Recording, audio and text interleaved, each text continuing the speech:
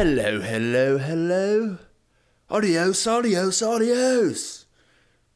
Hello, my fellow randoms. My name is Kev Duffy, and that was a sign on that was inspired by the G.I. Joe's animated series, specifically from the Dreadnoughts. If anybody knows what I'm talking about, holler at me and let me know.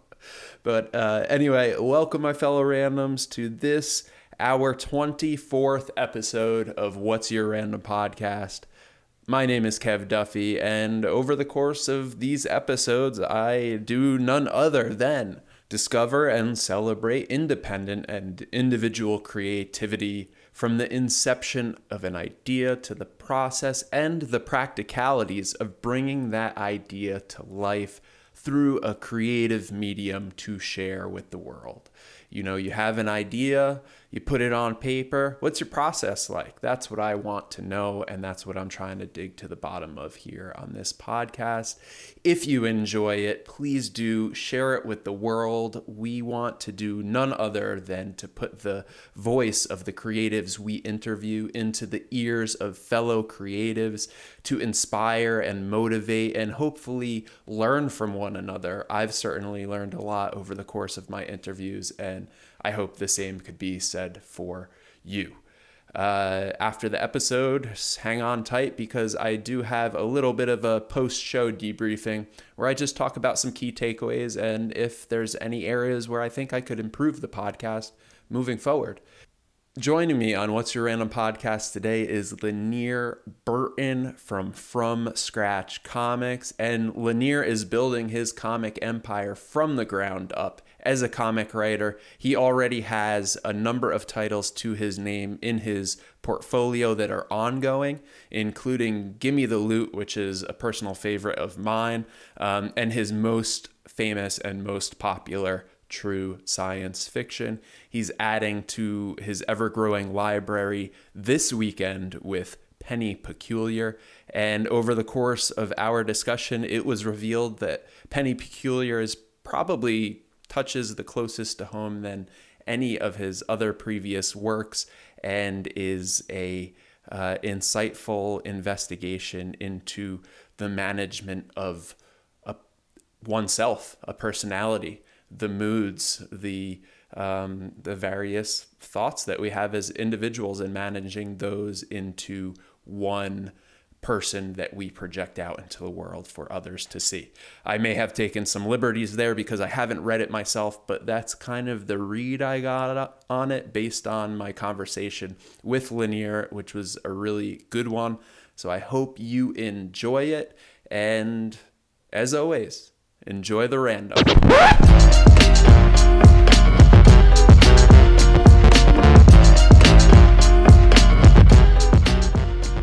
Hey, Lanier.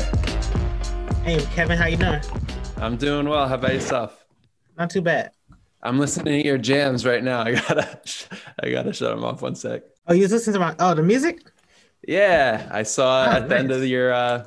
your comic, your promotion Thank you. for being on Spotify with a couple of other folks. So I thought I think, or on the website, there were a couple of names Yeah. listed there. Uh-huh. Yeah. Good stuff. I like the lo-fi jams, and that's not even what you're on here today to discuss. I mean, well, we can discuss it too, because funny enough, for the new comic, Penny Peculiar, as you guys can see on my shirt, the 14th, I composed a soundtrack for it as well I that love will be that. available. Yeah. It's 3 songs, a companion piece to the comic book, but I feel like we're getting ahead of ourselves. We haven't even done a proper introduction or That's anything. okay. I already started recording, so we'll leave that little bit in there. But Okay. my guest joining me on What's Your Random Podcast today is Lanier Burton. And Lanier is a comic writer and also a musician and maybe other things that we'll explore over the course of our discussion today. Excited right. to discuss your upcoming project, which is Penny Peculiar. But That's you correct. have 13 in the bag, so to speak, and the 14th is going to drop on February 14th, Valentine's Day. Yep, Valentine's Day weekend. Yeah. So besides or aside from Penny Peculiar, you already have quite a few issues tallied to your name under Gimme the Loot and also True Science Fiction. Hmm. And I was able to check out one issue of each, and I really enjoyed both of them. And I'm excited to talk about your inspiration, your writing style, Hmm. your what we explore here at What's Your Random is idea generation, and then the practicalities and process of bringing those ideas to fruition. So, maybe you could start by talking about what stage you're at with Penny Peculiar. I don't know. I'm not sure if there is a pre-existing issue or if it's all new starting on February 14th. So yeah, maybe Yeah, start Penny with this Peculiar. introduction on that. Oh yeah, oh yeah. So Penny Peculiar is all new. It's been finished since like a little bit last year, and I just been waiting. I like to bide my time. I don't really like to put too much out at any particular time. There's always a good. You got to schedule these things, especially being me. So I was like, oh, Valentine's Day seems like a good time to do this. So I was like, okay, I'll wait till Valentine's Day. I'll get all my stuff together, all my ducks in a row. And yeah, the time is now, the 14th. Yeah, it's been a crazy ride. So did you target Valentine's Day because this was your 14th issue? And, just wanted to make sure it Yeah, wasn't a super coincidence that you didn't it realize just so it along just so the way. no, it's funny. It's you just so happens that it was the 14th release, but I didn't plan it like that at all. So this is a completely coincidental. Yeah, the universe works in mysterious ways. And so, how did you arrive? Maybe we could rewind quite a bit to when you started writing comics. I think it was about Sure. 2 years ago, and tell us a little bit about your journey from when you started, maybe why you started. Rewind as far back as you want Yeah. in your life story, and how we ended up today with Penny Peculiar being released so soon. Okay, so the start would definitely be about towards the end of 2018. A friend and I were taking a trip to Atlanta because at the time I was still doing music. I was rapping and performing and stuff like that. And I was thinking of moving to Atlanta with my singer. And we were gonna go there, do the music thing in Atlanta because that's the hot spot. So while I was there, like, I don't know, I just wasn't feeling it anymore. Like I was kind of disillusioned with the idea. So on the way back, driving back to Wisconsin, I was just thinking of ideas and I saw a sign that said danger fallen rocks because it's like a rocky terrain most times you drive from there. And I was like, fallen rock. Oh, that sounds like a cool name for something. I might want to write that down. Maybe I'll name something after it. And then from there, the fallen rock became the setting of the story that was forming in my head for True Science Fiction #1. So yeah, that was around November 2018. Uh, and then by the time it was finished, as far as it being like put out, it was March 5th, 2019. So when you're driving, is that just a true epiphany, or were you dabbling in writing comics before then? Did you No, understand the medium and how to write for so comics? So prior to that, like I writing comics was kind of like a bucket list sort of thing for me. I was like, oh, I could probably do that at some point in the future. It was never in the forefront of my mind. Prior to the creation of True Science Fiction, I would have like my little my notebook at work, and I was like doodling ideas and writing just like little stories for like little characters and stuff like that. But I wasn't really like thinking too deeply into it. But so I gave out my little doodle book to like my coworkers, and they were like, "Oh, these are some good stories. Like, you should actually do something with this." And I was like, "Maybe I should." So I kept that in the back of my mind. And then fast forward when I went to the Atlanta trip, that's kind of where it all just kind of came together. You could say it was an epiphany because I technically did see an actual sign. So, so yeah, it's just funny how these things kind of stack up. You never Yeah. know. I don't know if you're familiar with the Japanese novelist Murakami Haruki. He's quite famous, probably definitely the most famous Japanese author of our time. And Mm. his origin story is he went to a baseball game and somebody hit a home run, and the moment that the bat cracked on the ball, he knew he had to be a novelist, and he went home and like started to write a novel, and now he's one of the most like renowned international writers in the world. So it kind of similar, Yeah. like, and then Yeah. that just kind of spirals into something that consumes the next 2 years of your life in your case, right? Pretty much, yeah. Because right when I put out True Science Fiction, March 5th, 2019, I had made my own website at the time, which is still active today, of course. But I didn't have any knowledge of how to run a website or anything. Like, I didn't know, to be honest, I didn't know how to do any of this stuff. I just kind of jump into things that I'm really interested in, and I just learn along the way. It's I really like to epitomize the DIY, do it yourself mentality. You know what I'm Yeah, saying? I love So that. And I relate to that. And when I was reading Give Me the Loot, which I love, by the way, I love the concept. I love the thank you. throwback feel. Um, and there it is. What's his name? Robbie, right? That's correct. Robbie the robber. Um, so yeah, when I was reading it, I got the sense that, you're paying homage to a lot of things along the way. And then I realized that you made music, and I see a lot of multimedia in the way that you're approaching these things. And I have a kind of inkling for that as well. So one of the questions I wanted to ask is Mhm. about that synergy. Do you just like let it flow, or how much of that, what decisions are conscious for multimedia approach, and how do you ensure that you are not detracting from one to build up the other, so that, both of them become as good as they can be? So when I was still in the music industry, you just get accustomed to doing a lot on your own, especially starting off because you're the guy that's in charge of it or girl or whatever. So yeah, at that time I would produce a song, I'd write a song, I'd record it or record other people doing it, whatever the case. And then from there, after that gets done, then I do the video to go with that, and then I do all the other stuff after that. So that's the same mentality that I have with my comic book. So I focus entirely on the book itself, on the writing. I do the storyboarding for it. I find the right artists for it. And then, I make sure every component of that is like perfect or as close to it as as it can be.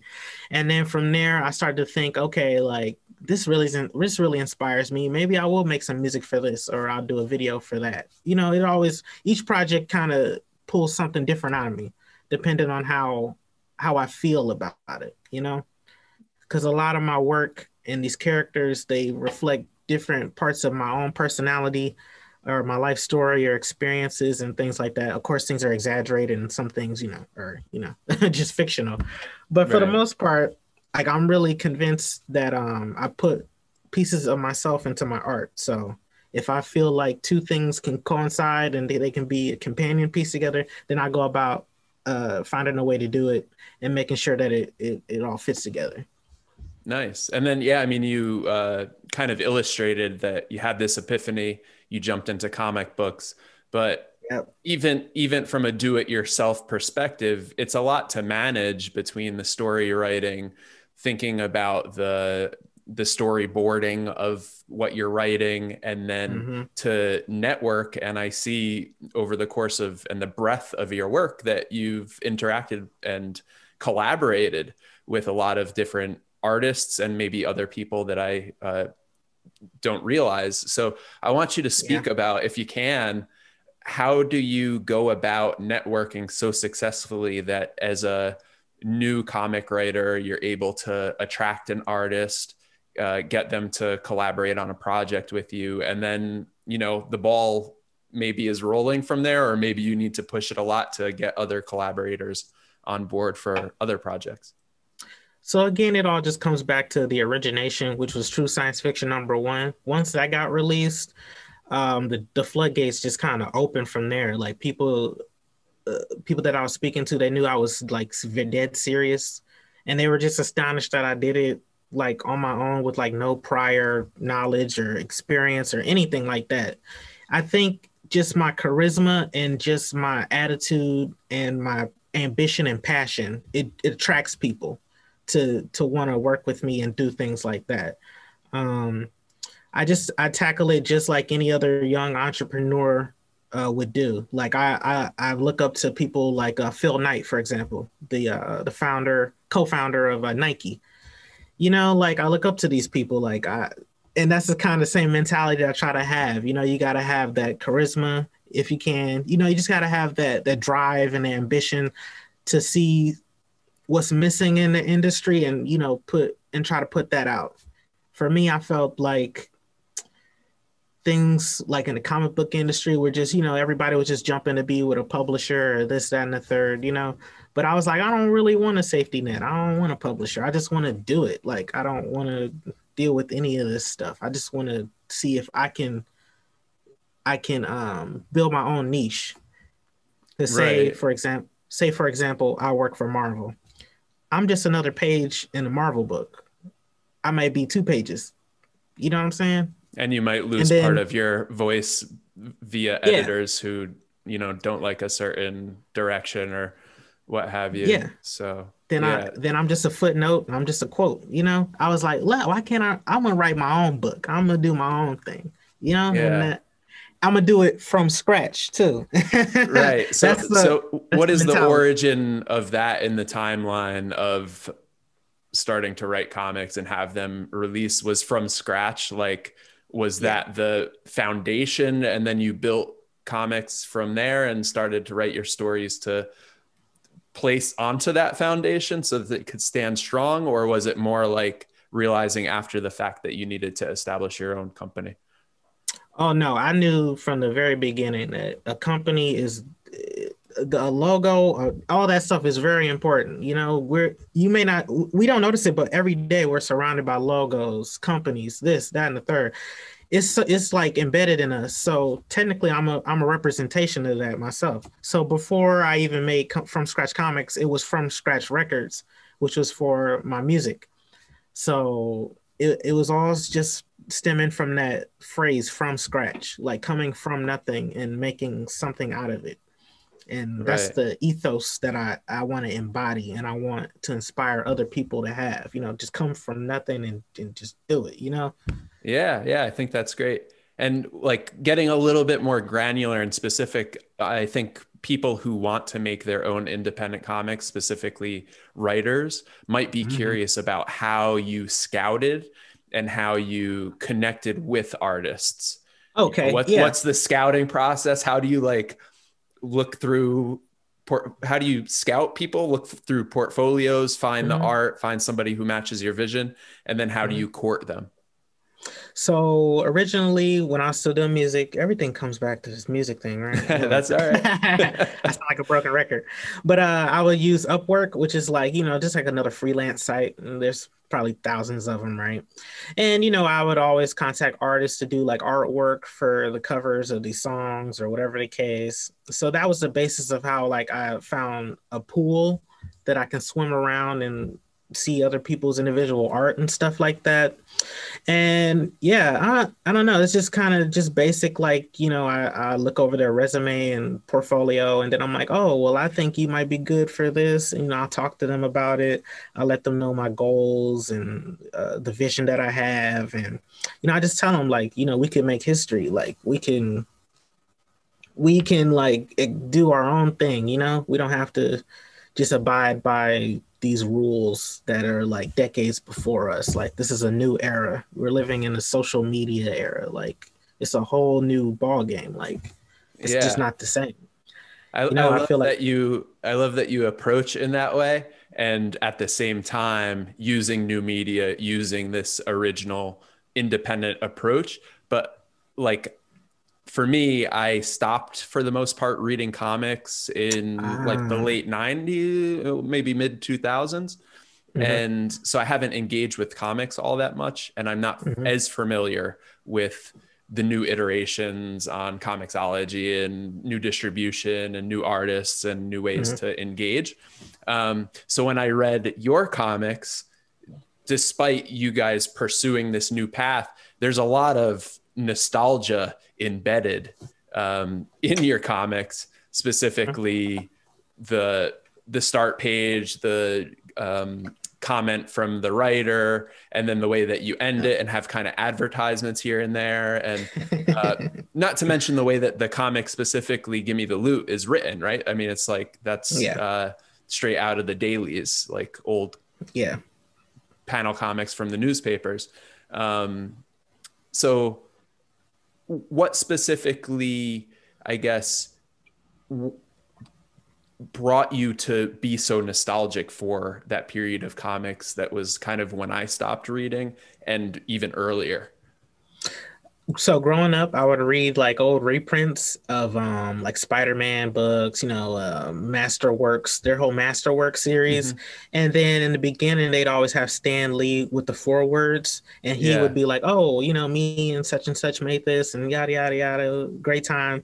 And I don't know, that stuff kind of stuck with me because I was like, "Wow, you're getting to know Stan on a whole nother level," just from his what 2-page word, 2-page little forward.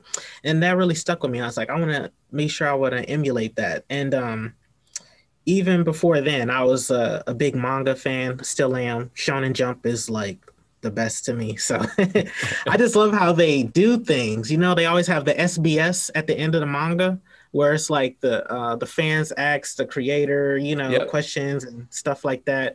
And that stuff just really sticks with me. And I like that. I like that you can talk to you talk to your fans, Yeah.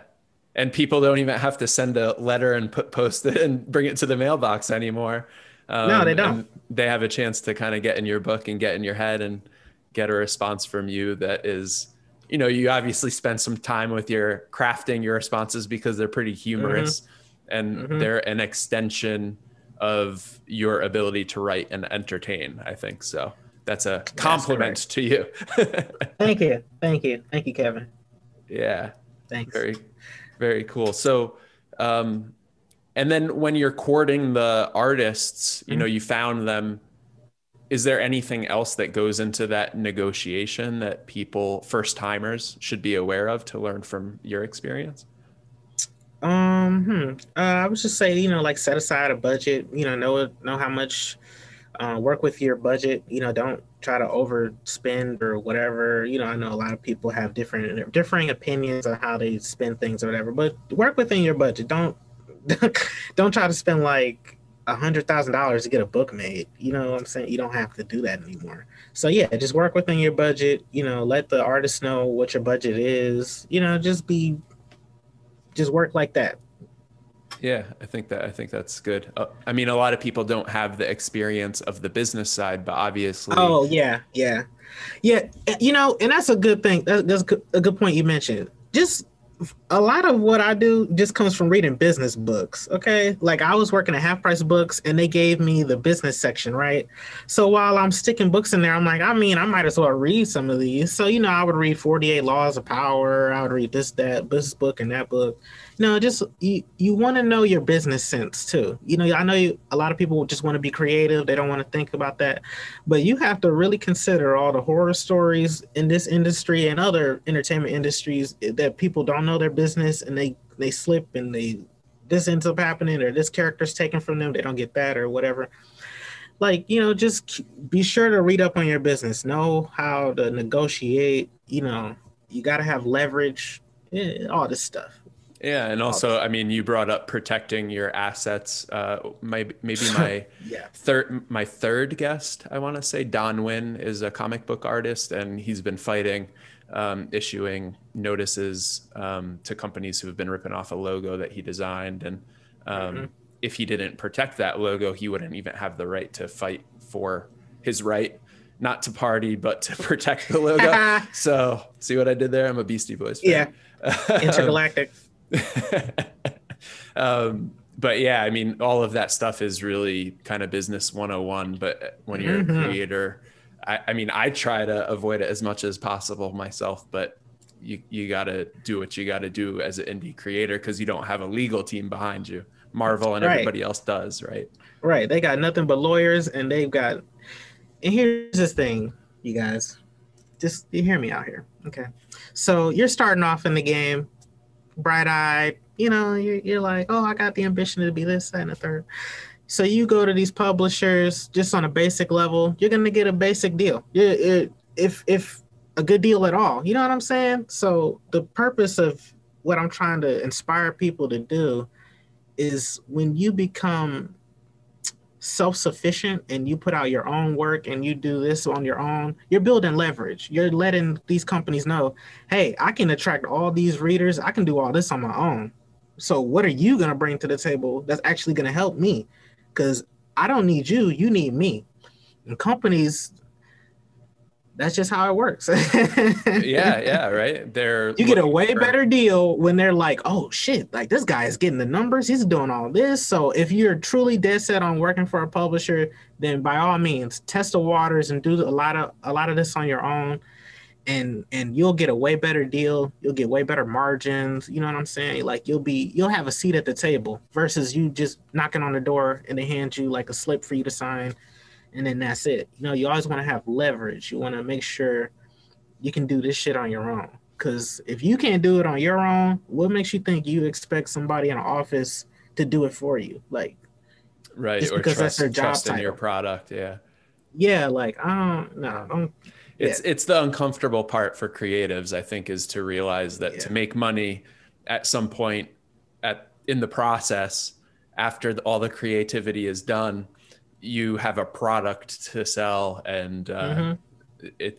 that's the hard thing to kind of come to terms with when you're Mm-hmm. an indie creator, I think, a lot of times, because you don't, and Like, that's when you have to take off your creative hat and put on your business hat, and you have your business hat on today. yeah, luckily they're both. This is also new merch coming out coinciding with the release of Penny Peculiar. So by the time you guys are watching this, it'll be out on the website. So the hat, the shirt, the chain is sold separately, and the headphones are sold separately. Sorry, guys. But yeah, I was reading. I like to read about artists and stuff. Of course, you study the Yeah. greats.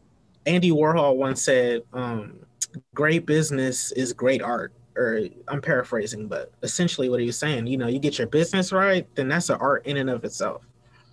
Yeah. So when I started the podcast, I kind of had a trial run with a buddy of mine, which is the first episode. And he's not creative in the sense that he's drawing or producing music or anything like that, Mm-hmm. but he does real estate and he is doing business. And it was interesting because I was talking about what I wanted this podcast to be. And we didn't get to really delve into it, but he started talking about the creativity behind business and, you know, bringing your creative mind. I mean, businesses all the time, when even when you're not creating something, they're Right. looking for creative minds to flip the script and provide new value that other companies aren't. I mean, that's what marketing is, right? Pretty So much. yeah, even when it comes to selling your creative works, you can be creative in that as well, as you kind of illustrated. Yeah, you definitely got to be creative with how you market and how you promote. And I do all this on my own, so like I don't have a team or anything like that. I get my own hands dirty, and I make sure I get the shit done. I didn't know how to make a mailing list, so I sat there in front of the computer and I was like, "Damn it, we're gonna learn how to do this." You know, like Yeah, and nobody else is gonna do this. luckily you Yeah. have Google and YouTube at your disposal. Oh yeah. If not books that you could reference to figure out everything. But Yep. the problem Yep. is identifying what you need to learn to do, right? Yep. So I wonder, I mean, it is, I think that's the challenge for me as well. A lot of the times is, all right, I recorded this episode. Now I got to edit it. Then I got to build the thumbnails. And if you have other things going on in your life and you don't have the opportunity to dedicate yourself 100% to Mm-hmm. this one endeavor, you have to prioritize, you have to Mm-hmm. schedule, and you have to make sure things get done. So, do you have any specific advice or anything that you do on a daily basis to maintain that routine and make sure that you do everything you need to do in an appropriate order and fashion? Excuse me. Yeah, so you know, we all work a job. Like I work 40 hours a week, 10-hour days or whatever. Every time I'm on lunch or whatnot, I'm going through my emails. I'm doing this, that, and the third. And even the night before, I pre-prepare. So like, I'll do a draft of a post I want to do. I'll pre-make the videos. I'll pre-do the promo. I'll do all this stuff and I'll set it up on my phone. So as soon as I'm on lunch or break or whatever, I can just boom, boom, boom. I just send everything out. So just And I think pre-plan, like and I pre-make. think that pre-planning is really good because when you're indie creative, they always say like sleep on something, right? You write something up, you've seen it 5 times, you've read it 5 times, but did you catch the typos? Did you catch all the grammatical errors and things like that? And if you sleep Hmm. on it, because by virtue of planning ahead and creating a post for the following day, before you post it the next day, you could give it that final check after having slept on it. So I think that's a cool little hack or tidbit for indie creatives when they're trying to plan things out For promotionally. sure. People Yeah. always ask me like, how do you find the time to do all this? I'm like, I don't know. Like I'm just really passionate about it, and like I really want to succeed, and I want to see the people that I've worked with succeed with me. Like I've built like real relationships with a lot of the artists that I've worked with, people that I've done, interviews like this. I want to see them all succeed, and I know that somebody has to be the focal point for that. Somebody has to get their foot in the door. And as being the leader, I feel like it's me. It's on my shoulders, so I just can't rest. Like when I get off work, I'm right on my books. I'm on this, I'm on that, And do you ever even on fatigue? even on Do you ever dates, I'm like, I'm like, oh yeah, hey, Sorry, I gotta post this. sorry. Do you Do ever I feel fatigue fatigued? though? Yeah, do you ever get Oh, tired? sometimes I get tired, but I mean, I don't know. Like, yeah, yeah. I mean, naturally, I do get tired, but at the end of the day, I'm like, okay, I could be tired now, or I can be tired the next 10 years from now, still trying to do this. Like I need to work now while I'm still young, while I'm still where I'm at currently, because I like to think about my future. I'm like, okay, how can I be like Todd McFarlane? You know what I'm saying? Like, I admire how he does things. Like, I may not What have. specifically? I'm not really big on like the Spawn books or anything like that or any of that, but I like how his business regimen is. Like he had everything down to a science. He put his books out on time. He was able to see a missing niche in like the toy industry, for example, and then McFarlane Toys came in. Like he just diversified. He was ambitious. He was good at scheduling. I don't know. Like I just admire that. I, I just admire that kind of stuff. And I was like, I want to be just like that too. I have a lot of heroes like that. Kanye Yeah. West, for example. Kanye was like, he was like the biggest hero in my eyes. I had never seen another black man, like another artist, like do what he was doing, and it just inspired the shit out of me.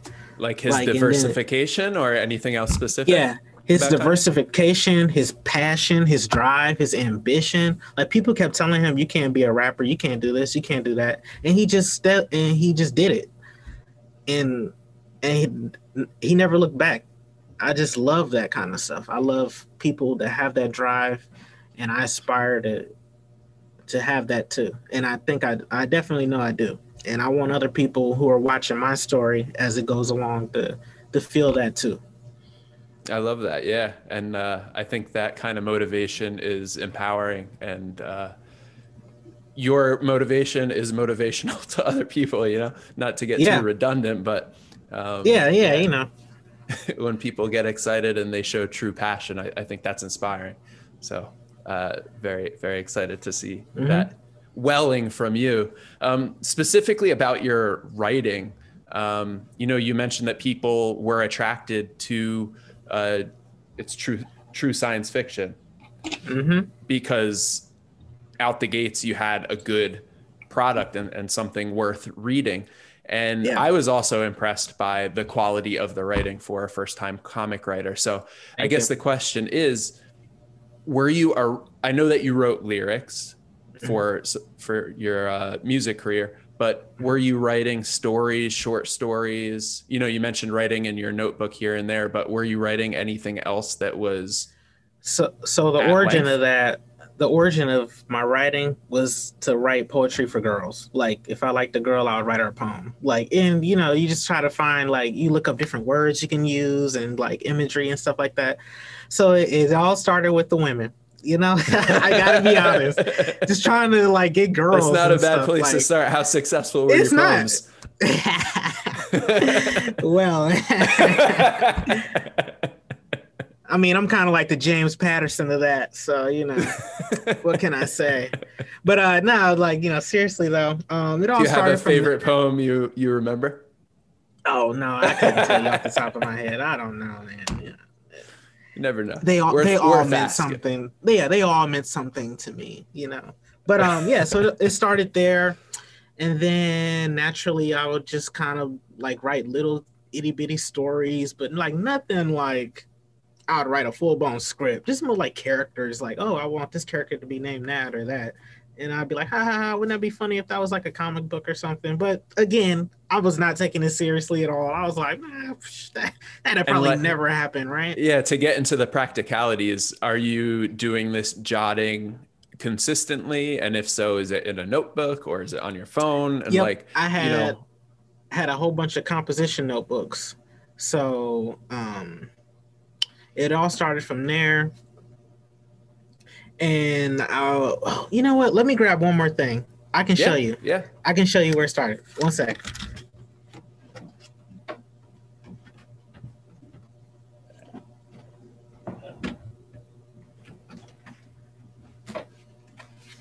Okay.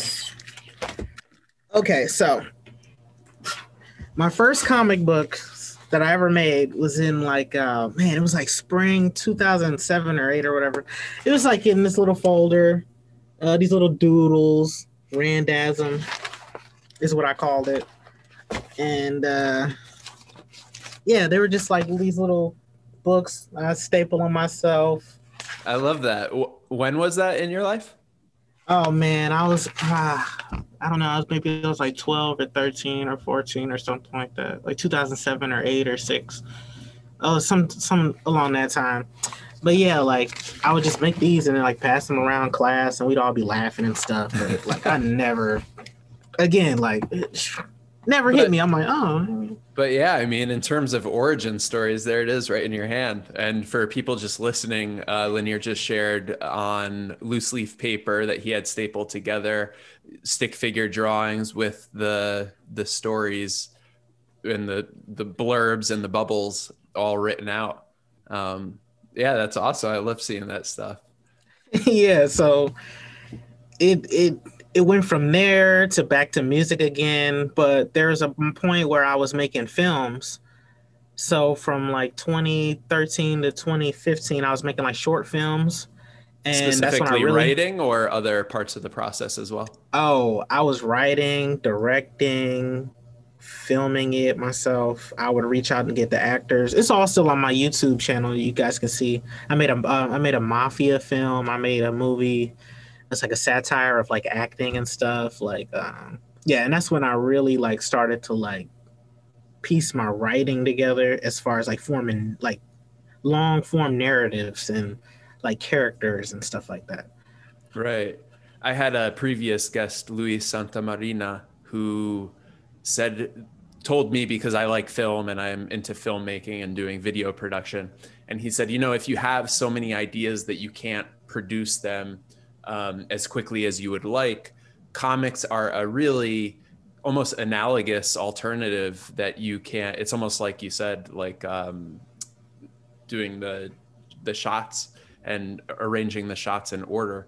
Mm-hmm. Um, and he recommended that to me. So I wonder if your transition to comics is because of the limitations and the amount of time that doing film takes, and if it's at all analogous for you in terms of storytelling and the transition of storyboards, and how they might feed into a comic book. Yeah, I love. I always start my comic books. I write them and then I storyboard them too. So like I always have those two things for the artist. Just off the top of my head. But as And do your far as storyboards look like your first comic you just shared with us? Yeah, I mean, but my stick figures have gotten better. So like I have like my little black books, my little black sketch books, and I'll sketch out like what the cover looks like. I'll sketch out the panels, the shots, the layout, everything, literally everything to a T. Like And mostly composition, or a lot of your comics have a lot of really descriptive action lines in them, maybe mhm, more so than other comics I've read recently. So are you adding, like, what level of detail are you capturing to share with the artist? Because it's a mixed sure. bag when I speak with comic writers, how much they direct the artists in each panel. So I'm curious Mhm. what level of depth you provide them. So, for example, like I'll start with one panel, right? And then the character is saying or doing something. So I'll draw out their facial expression, how they look. I'll draw like lines if they're angry. I'll do a close up if they're saying something important. I'll zoom out. It just whatever angle I feel that this scene in this panel works, I'll draw it out myself because I'm like, hey, if I can draw it in doodles, I know you can draw it way better than me. So I'll get it as good as I can, and then from there, it evolves. But yeah, I always think of myself even now as a director. So like I direct all the stuff, and then my artist is my cinematographer, and then the characters, of course, are the cast and all that stuff. But yeah, like you were saying before, like comics and film, it's not too different, Yeah, as far as yeah. like how you plan it out. So do you miss film at all? Is that something that you No, want to not at all. explore? No, Why not? no. Maybe animated film because live action just got. Oh my god, What about this it? got this got to be too much. Like because Lord, you're just like an indie filmmaker, right? So you don't have a lot of leeway.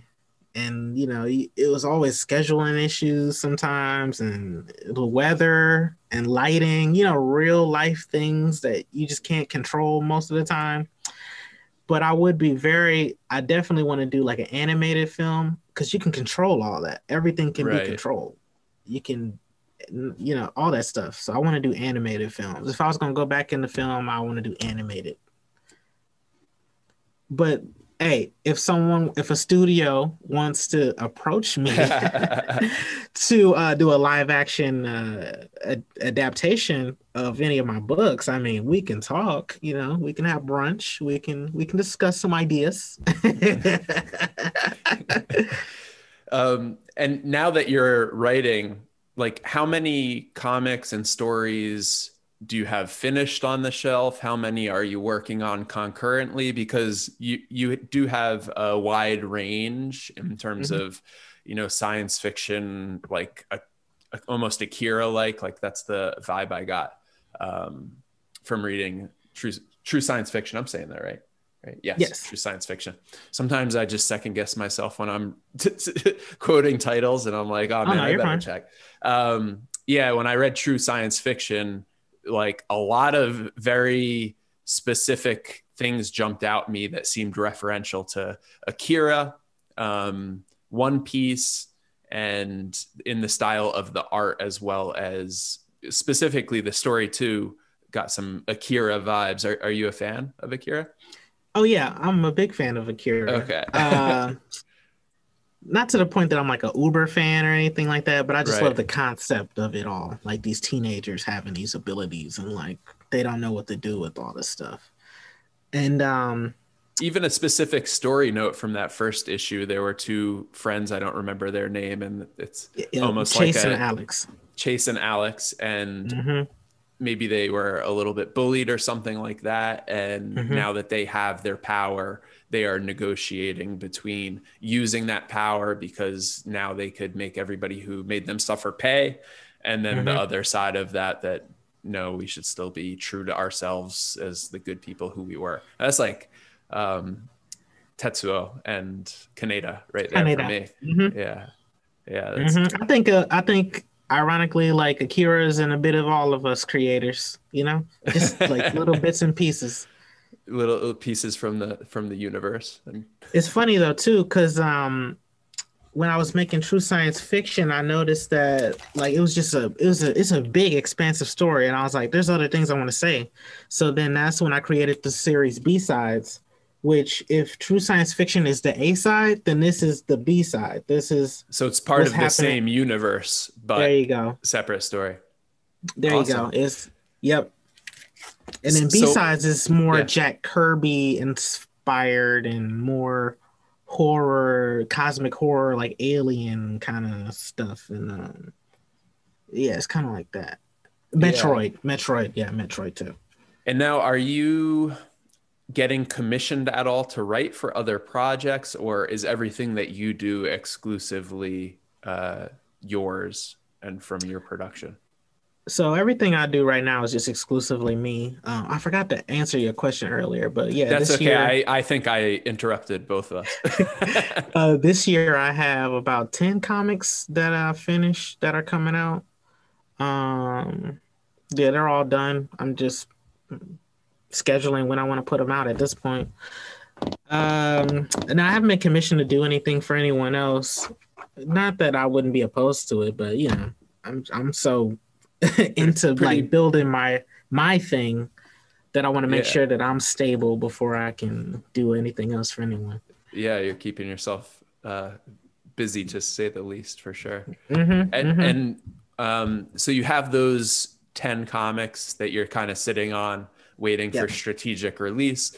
Yep. Um, are there other ones being, how much do you have going on concurrently that like, what's like, if you sat down, like, I don't know if it's today or a month ago or a month from now, but how many comics are you sitting on? How many are almost done? How many are in the hands of writers? And then how many are written down somewhere? And then how many are in your head that have yet to be put on paper? It's a lot of how many's, but to Yeah, the best of your ability. typically I do about 3 books at a time. So like I'll finish writing one book, I'll do another script and another script, and then I'll find the artist. And then from there, like I'm just micromanaging each part of all 3 of them. And then depending on how far along those 3 go, then I'll start writing another thing, another 2 things or so. I don't like to just not be busy. Like I need to write at least 3 Me too. things, maybe 4 or 5. It depends. I'm just so crazy. I just always get an idea. I'm like, that'd be a good idea for a story. And then there you go. Another new series pops up out of fucking nowhere. So I don't know. It always depends on my mood and stuff. But typically I work on 3 things at a time, and it can be in any varying stage. It could just finally be in getting the pencils, or it could be colored at that point or lettered. It always depends. I always try to keep something going. Yeah. And I mean, that's like a lot of projects to manage at once, and Oh, companies yep. pay big money for software to help them do that. How do you, as an indie artist, manage your own projects? Because you said, like, you're micromanaging here and there. You're looking a little bit to the left, a little bit to the right, and then sometimes right down the middle on the big one that's, like your February 14th launch. Mhm. How do you manage so much at once? Is there anything specific, any specific tool you use, or any way you organize yourself in your own mind? Or is it really just in your own mind, and you think of something, you do it, you think of something, you do it, you think of something, you do it? Yeah, that's about it. It's not a specific tool that I use. Like, I just keep track of everything on my phone. I have like a list. I'm like, okay, I got this done, that done, that done. Okay, we can look at the next thing. Okay, I got this, I got this. It always goes from there. Is it just a Word document, or? Yeah, most of the stuff I do is on my phone, like in my notes. I'm like, okay, I got that done. I did this. Okay, let me contact so and so for that. Let me set up an interview here, or let me, finish composing the music for this project, or whatever the case. I'm always just working on something. Always. There's never a time I'm not working on anything. And then do you have a calendar? Do you also have your calendar in your own mind for like Yeah, a finish date for one of those projects? Because, you're chipping away. It seems like in my case, I might not be quite as organized as you up here to be dabbling all around, but I kind of approach things a similar way. My challenge, I think, is dabbling enough that I hit a certain release date that is not too soon and not too far out, and Mm-hmm. organizing myself for good timing. So how do you, when you're just kind of dabbling here and there, how do you ensure that you're maintaining an appropriate pace? So depending on which project gets finished first or what process they're in, I start to think, okay, so what's the perfect date that I can put this out, or time of the year, or things of that nature. So with True Science Fiction #5, because a lot of the subtext there is about fathers and their relations to their sons and their daughters, that kind of the parentage and stuff. It just so happened that by the time it was finished, it was perfect to come out on Father's Day of last year. So I was like, oh, perfect. A lot of this stuff is coincidence. Some of it is planned. I mean, a lot of it's planned, but a lot of it's coincidence, and just some of it is just like, you know what? I feel like putting it out. Fuck it. I don't. Yeah, I just kind of go with the flow with a lot of things. I don't try to do too much because that's kind of what like a major publisher would do. They always do Yeah, this right. and then that, and like we're indie. I could just put it out now. Fuck it. I love that, because you're obviously highly motivated and you're just kind of riding the wave of that motivation, and doing what you need to do to push things along, but really also maintaining your own pace and distracting yourself maybe so that you don't get too hung up on one project. You have a couple going on. I don't know if that's a fair assessment, but that's kind of the vibe I get. So I wouldn't say hung up, but I don't know. I like working on multiple things and different series and different stories because I always, even as a child, like I always just had that imagination. My mom always says when I was a kid that I just had this big imagination. Like I could just play with like fucking a jar of pennies and just be entertained for hours. Like she's like, what the fuck is wrong with this kid? So like it's just all, now that I have this outlet, it's just all coming out. Like all these stories are just like, oh, this pops in my head. I'm like, oh, well, I'll just do that too, and then this, and then that. And because I'm you're not. indie, you have that flexibility. But if you were like in some universe or world, whether you were indie or working for a company, and you had to focus on one project, do you think you'd be able to maintain the motivation and your energy towards that one project? Or is it something that you need to have multiple things going on to really? So you're saying if a publisher, like indie publisher, approached me about doing one thing? Not, yeah, even just like some universe where you're only, Oh, let's create like only confined to do one thing? a science fiction universe where you're confined to doing one thing Uh-huh. to get to the next level of the game. Would you be able to throw yourself into that one thing with the same level of motivation? Or Oh yeah. is it really just in your personality that you're most satisfied to have multiple things going on? So if I was just to hunker down on one thing, then that story would be like the most expansive thing like you guys have ever Right. fucking So read. Like you would it'd find just be, levels within that one thing so that oh it hell becomes yeah. a little bit more dynamic than being one thing. Does Oh that for make sure. sense? For sure. It'd it'd be a fucking novel. It'd be unlike anything the world has ever seen, right? You know? And then you as the consumer would be able to have that sit on your shelf, and it will accumulate value and worth. And all that I ask is that you believe in Lanier and the vision, and he will take you places that you've never been. There's Lanier the creator, as he is referred to in the meta series Give Me Loot by Robbie the Robber, when he speaks to the creator, Lanier. Yeah, Robbie's probably, he's the one character that's the most to my sense of humor than all the other characters. He and I, we're not that different. I love the meta nature of it. I love the throwback nature of it. It reminds me, I don't know if you have ever interacted with Rocky the Bullwinkle. I I wouldn't remember have, that. yeah, I wouldn't have if my dad wasn't a big fan, but breaking the third wall Fourth and wall. the fourth wall. Yeah, breaking the fourth Mm-hmm. wall, and just getting really meta with the way that the characters interact, the bad guys, the good guys, other guys, the creator, the writer, the drawer.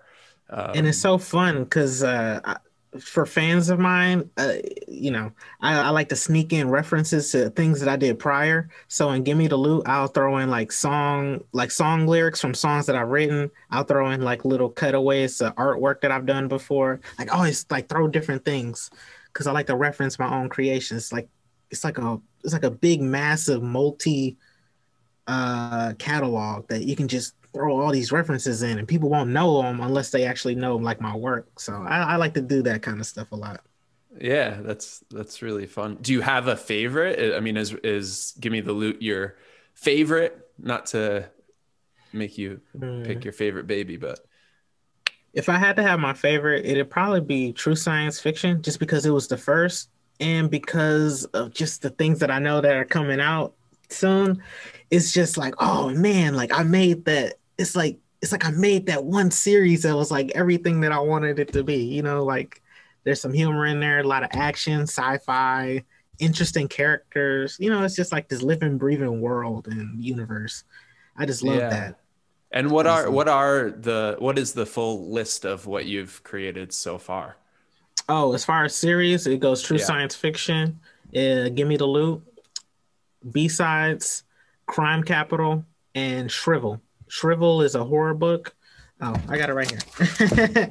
Yeah, Shrivel is my horror comic, and the next few issues of that are just amazing. Like I'm just really pushing myself to really examine what horror is. You know, what is horror? What could be classified as horror? How can I make something scary but not necessarily gory? You know what I'm saying? Like I'm just sure you guys are gonna see. You come back to this video, you'll see. As far as Crime Capital, that was like my like a vigilante kind of story. I don't have that in print just yet, but I'm working on that. But yeah, that one's kind of like I guess my Batman-esque sort of book, you know, just something like that. Because of course we all love crime fighters and things like that. So I was like, yeah, I like that kind of idea. Yeah, yeah. And do you have any other titles in the works in the near future besides Penny Peculiar? Oh well. Let me just say, 2021 is like the phase two of From Scratch Comics, and there's going to be a lot of new things coming out. So you How guys many? stay How tuned. many? Give us. I okay. Okay.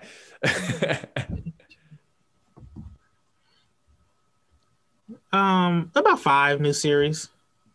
Nice. And do you think that there's a limit on how many you could be creating for at once? The way that I think of writing, like I always put, if I'm writing for a certain series, like I can easily just go back into where I left off. It's like leaving a bookmark on like your website of choice, Hmm. or you know, like in a book, an actual book. You just go right back to where you were just at. So then I can easily just do that. And then sometimes like And in pick up where you left off. Yep. And in between certain things, like I'll write an idea up like, oh, this would be a good idea for Crime Capital, or this character would really work with Shrivel, or vice versa, or however it works. I just kind of like bounce back and forth. You ever seen It's Always Sunny in Philadelphia? I have not You know watched the that. Maybe Oh, you know the surprised. meme, where Charlie, the guy, has the board and it's just like all these dots, and then he's just looking at it all I think crazy, like yeah, yeah, that's kind of how my mind works. I'm like, oh my God, I can do this. Oh, yeah, wait, I can yeah. go over here. Oh, wait, you know, I'm kind of like that, but I've started to get tired of myself. I think that's why I'm yeah. so impressed by your ability to maintain steam. Is there I was thinking, plus before me, a lot of these guys are doing it. Walt Disney, for example. This guy, you know how many movies this guy did? It's crazy. Like Pinocchio, then Bambi, then Dumbo, and then this and that. yeah. I'm like, man, he's killing it. Stan Lee, of course. Stan Lee and Jack Kirby and Steve Ditko, like all these guys are just hitting all these firing at all cylinders. These are the people I look up to. I'm like, yeah, I can do that too. Like, and I just just kind of inspired by that. Yeah, I agree, and I think I am inspired. I'm wondering if you know, looking at it again as a business, is there Mhm. some point where, like Disney, for example, he had writers, he had everybody helping, you know, creating a system to help him continuously produce his creative works. For sure. is that something that you have in your future plan to expand and maybe bring in other writers, not just illustrators? For sure. Once I get my foot in the door and I've like established the foundation, then that's when I want to bring in all the other ideas and all these other creatives to work, to play in the playgrounds that I've created. But right now, like I'm just so invested in it myself, Yeah. just to get a start in it, of course. But yeah, eventually I'll be doing other stuff or whatnot, and I'll just be overseeing different books or ideas. But sometimes I find that I might just be doing this myself. I don't know. Like it depends, Right. It's a on how I balance. Do feel. you think you'll at all have trouble letting relinquishing control a little bit? Yeah, yeah. Because just from us talking now, you know that I'm like really hands on. So just like, yeah, I was that one kid that was like, no, you can't play with my toys. They're my toys. And then your parents would be like, let me share your toys. I'm like, no, they're mine. If you play with them, you're gonna play with them like I instruct. That was kind of how, yeah. So But at the same time, I get the sense that with your direction, the artists hit the nail on the head, and that you also give them some artistic liberty as artists need to do their mhm. work. So, I mean, Yeah, a I lot of don't see artists that you I've as a worked control with. freak, No, although no, you may no. have control of your toys. A lot of artists that I've worked with, they've added so many things to these characters and stories and whatnot that I just never had planned. Like I was like, oh, that's a good idea, or this or that. With everything, it's a collaborative effort, and I'm just really glad that I've worked with a lot of people from around the world that are just as passionate about this as me, that are new in the game, just like I am. And yeah, it's just been amazing. Yeah. Well, we just hit our hour. I don't know if you have anything else that you would like to elaborate on, any question you want to ask me, any question you want to rhetorically ask yourself that I didn't ask you, Oh, or just, just speaking on the new comic, Penny Peculiar. yes, please. Yeah, it's the first comic of 2021, the 14th release of From Scratch Comics, and it's different than all the other ones that came before it. It's definitely more of a smaller scale story, but it's more intimate than the other books. And yeah, I'm just really happy to finally have it In out and what have way people is it read it. intimate? Because I would like But to touch on Penny Peculiar a little bit. sure. So it focuses mainly on the titular character Penny and how she relates to her different personalities. So Penny, she has a lot of personalities that she deals with, and she's trying to come to terms with how they are a part of her, but they don't necessarily control her. She's her own person too, you know? Hmm. So it definitely comes from that. It stems from that because I feel like we all have that. Like we all have Yeah, these yeah. And we're fighting emotions. probably, I think I'm more aware of that now that we're in quarantine and all, and we're spending a lot more time with ourselves. Oh yeah, yeah. You spend so much time with yourself and you're just looking in the mirror and you're just like, who am I? Like what who Was am that I? at all an inspiration? So I mean, what was the origin of the idea for Penny Peculiar? funny enough, Penny Peculiar, the name, the title, that was about 2017 or so that I came up with the title for that. But that was a whole different iteration of the character. By the time that I came back with it last year, I was like, okay, how can I make this character stand out different than any other books that I've done before? So I was just thinking about how I view myself. Like, even I have problems with like my ego or my this or that, and like trying to balance everything. And like, who am I at my core? Like, who am I? So Penny is about that, but that was the origin of that, just trying to explore like how do we deal with our own selves, like how do we come to terms with all the parts of ourselves and how do we love ourselves. There's a reason it's coming out on Valentine's Day, not just because of like external love, but the importance of internal love, like self-love, stuff like that. And yeah, that's what Penny's about, or the I series is about, I should say. Yeah, I love that. And do you have a grasp already on how many issues it's going to be, or is it going to be just ongoing for the time being? Yeah, for now it's just ongoing. I like to play around, so I'm thinking of ideas of how I want the next thing to be, or this, that, and the third. But for now, I'm like, let me just enjoy the moment, because it's like I'm always so forward thinking. But I was like with Penny, I don't know. I felt like I was like I want to just sit back and just see how this does. I just want to kind of In soak terms this of in. a It's all coming reaction, full in circle. terms of a reaction to it, or how it does in terms of Oh, the production. I guess it was more like an internal thing, because it was just like, oh man, this is an idea that I had like way before any of this other stuff that I did, and it just kind of came full circle. Like I Is said, it? Yeah. Sorry.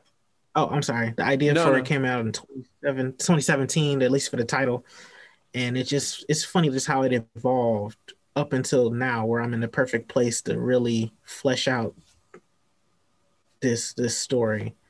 So Is it's been is fun. it like I get a sense that it's like highly personal? Is it the most personal of your comics to date? Nice. Subtly, it's very intimate and very personal, Yeah, and exploring your own but not in personality and like or an ideas. yeah, yeah, not in like an overt way. Yeah, Yeah. me and Alk were the artists on Penny. We were just talking about this Oh of yeah. how it just Penny Peculiar just really speaks to both of us, and it has bits of both of us in it. I don't know. Yeah, I can't speak highly enough about it. It's just something about this book and this story that is just really personal to me, and it's just yeah. I don't know how to explain Well, I it. guess I guess listeners, including myself, will just have to check it out. And if it's any indication from your previous writings, the quality is going to be top notch. And I imagine that with a personal note, it'll add even that much more depth. So thank you very hmm much for joining me. If you want to tell everybody where they can find you and Penny Peculiar when it comes out. And I understand you're relaunching your website. You got merchandise that's being launched at that date too, as well as some music that accompanies. Well, let's tell me about that as you kind of sign off, because I am curious about the multimedia approach you're taking. Yeah, we So, got time. Yeah. what So when I yeah was what nearing, is the multimedia approach from music to comics? Do you want people to listen to it while they read, or is it something separate that they should just keep Penny in mind while they listen? And I think yeah. I think that they should listen to it and read it at the same time. It's three songs. They were all composed relatively within the same time span. It took a lot of different editing and stuff like that. But I was like, okay, maybe I need more of this feeling or this mood for that song or whatever the case. But yeah, just when I was coming up with the album, I was like, how can I express what I feel about these characters and the story, since it's so personal? How can I express that in song? And I was like, let me just narrow it down to three songs so I can like really like put myself into each of those songs. So from there, like it just kind of had a life of its own. And then yeah, so I would hope that people enjoy the comic and the soundtrack together, because they definitely coincide with one another. And each of the three songs, just like how I write, it's like a kaleidoscope of all these different sounds and ideas and just these influences just all together. It's amazing. I will say track three, Love Yourself, is my personal favorite out of three. Just because, man, when I made that, I was like, holy shit, I made this. It was just crazy. Kevin, I was like, I did this. I was like, what the hell? Isn't that the best feeling? Have you had Yeah, that feeling about yeah. other previous works as well? Well, Kevin, Don't tell me out of, everyone. You can't have out that special of, feeling all the time. no, Kevin. I don't like to brag. I'm truly a humble man. I've had it a few times, here and there, whenever my pen hits the paper, No, no, yeah, but that time I was like, ooh, Yeah, ooh. I love that. You're like, oh, where's everybody? I have a mic. Just let it Yep, go. It dropped. yep, Yeah, yep. Oh yeah. man. That's a great feeling. And Well, the planning for congratulations this, on that, because there's nothing, thank I you. mean, getting validation from people seeing your work is one thing, but there's a different level of validation when you yourself enjoy what you produced. So, congratulations on that. Thank you. Thank you. As for where you guys can find me, coolesdolo.com. That's COOLESDOLO.com. I'm at coolestdolo on Instagram and Twitter, and I'm on Reddit too. Yeah, I believe it's on at coolestdolo too or whatever. But yeah, you guys can find me there. Just like Kevin mentioned, we got new merch coming out to coincide with the penny. You can get these nice little penny peculiar shirts. You can get the And from I love scratch the comic. art is gives me some Scott Pilgrim vibes in the Ah, approach. you get it. Wait, I let me wasn't pull it sure. up on my phone. I don't really like comparing artists, but I'll say, I get the vibes. Yeah, for sure. Yeah. It's definitely got some Scott Pilgrim-ness in it. Yeah. I love that. Amazing. I love that. Well, we're all looking forward to it. And as you continuously produce things, come back and let's chat again about your next foray, whether it's one of the titles that you already have released, Penny Peculiar, or a new one to come. Oh yeah, you got. Oh my God, I just want to. You guys won't believe what's next. Okay, Lord have mercy. All right, Lanier, thank you again for joining me. And until next time, enjoy your random. See you guys.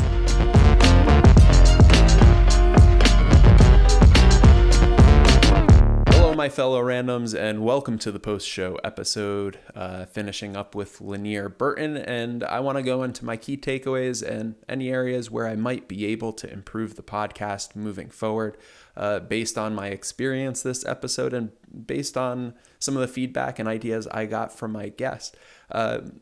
For key takeaways, I think that Lanier is really good at pursuing a lot at once. He's building out a comic empire for Scratch Comics, and I see myself struggling sometimes when I'm writing my stories, managing the depth and maybe coinciding multiple universes that are being created in my own head.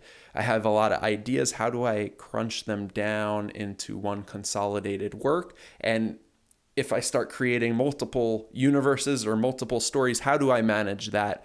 And Lanier said that he was inspired by Phil Knight, and he didn't say it explicitly, but I think his advice at the end of the day when you're trying to manage so much is to just do it.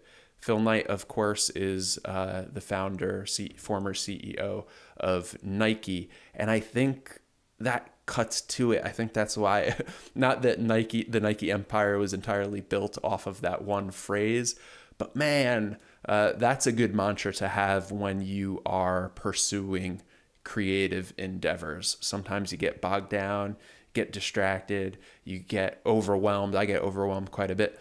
And when you have multiple ideas and you're doing a lot at once, you just got to keep moving forward. And Lanier said he bounces around, he'll do a little bit here, a little bit there, and it always keeps the ball rolling forward so that eventually he has a couple of comics in his hip pocket that he could release at his leisure. And speaking of releases at his leisure, he's doing a pretty big launch today when I hope to drop the episode on February 14th, 2021 for Valentine's Day. Also refreshing his website, and the comic to check out on that date is Penny Peculiar. The art looks really fun and cool and kind of maybe taking some notes from the Scott Pilgrim series. And the story, based on the end of my conversation with Lanier, is something that is pretty personal to him. And I am certainly interested in checking it out, and I hope that you do too. So that's it for my key takeaway, or key takeaway. And yeah, in terms of improving the podcast, I'm slowly kind of settling into my new environment, my new space here at What's Your Random. I have lights set up, I have a new mic set up, and everything's a little bit smoother, and I have a little bit more space to become comfortable during my conversations here on the podcast, which sometimes go an hour, sometimes go 2, and on occasion do go 3 hours. So I like to have some room to lean back against the wall, put my arm on the desk here, and really enjoy the conversations. And I said it before and I'll say it again, these conversations are meant to be like friends shooting the shit about creative ideas and ideas about ideas while sitting on a couch in a living room. I hope that my guests pull up a comfortable chair because my environment is becoming increasingly comfortable here. And yeah, that's really not a point of improvement, but just an update on what's going on here at What's Your Random. Nothing else really to report other than, I snapped my fingers there, we did a little bit of a redesign for our Instagram, so look out for that. If you're not following us on Instagram, please do. It's at What's Your Random, no spaces. And I decided to, instead just of posting the episode thumbnail, to do a little bit more of a feature of each guest. So I'll do the thumbnail of the episode followed by a picture of my guest or their work. And then I will do a purple panel with white text of a mantra or a saying or some words of wisdom or motivation or perspective that my guests share with us, so that we can all try to look at that one column of purple panes and motivational words from fellow indie creatives and know that we are not alone in pursuing what matters to us most, which is, of course, our random. So go out there, enjoy the world, enjoy Lanier's comic, enjoy all the other comics and films that I've featured on this podcast, and most of all, enjoy your random.